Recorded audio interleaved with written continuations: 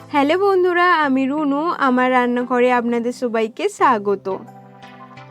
আজ আমি আপনাদের সাথে শেয়ার করব কুচো চিংড়ি দিয়ে তেঁতুলের টক। তার জন্য আমি কুচো চিংড়িগুলোকে সুঁয়ো কেটে ভেজে নিয়েছি। আর লাগছে তেঁতুল।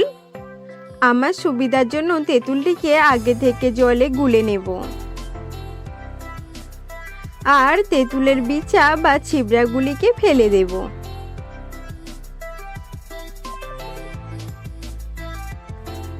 আর লাগবে শুকনো লঙ্কা আর 5 ফোড়ন। আর লাগবে হলুদ গুঁড়ো, তেল, লবণ, চিনি, যেগুলো আপনি আপনার রান্নাঘরেই পেয়ে যাবেন, তাই আমি এগুলিকে দেখালাম না। এবারে আমি যে কড়াই চিংড়ি মাছ ভেজে নিয়েছিলাম, সেই চিংড়ি মাছ ভাজা তেলে অল্প একটু তেল দিয়ে 3টি শুকনো লঙ্কা দিয়ে দেব। শুকনো লঙ্কাগুলিতে একটু কালচে ভাব এলে ফোড়ন দিয়ে দেব।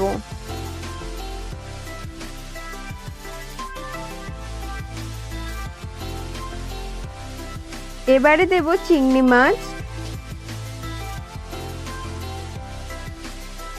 হলুদ গুঁড়ো।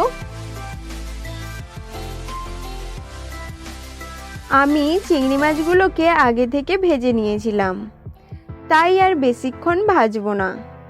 এবারে আমি তেঁতুল গলা জলটিকে দিয়ে দেব।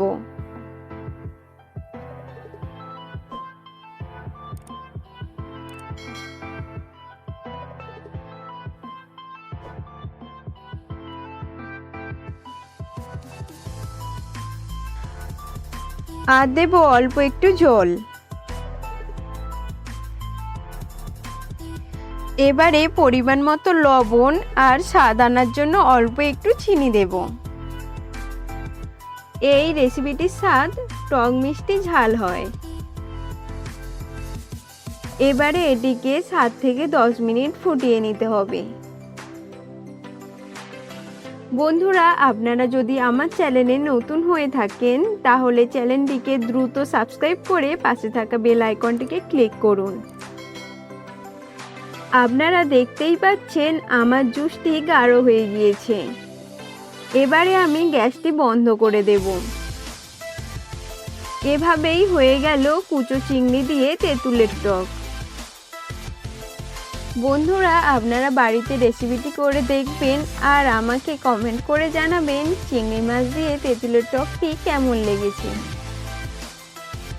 আর যদি রেসিপিটি ভালো লাগে তাহলে লাইক করুন, কমেন্ট করুন, শেয়ার করুন।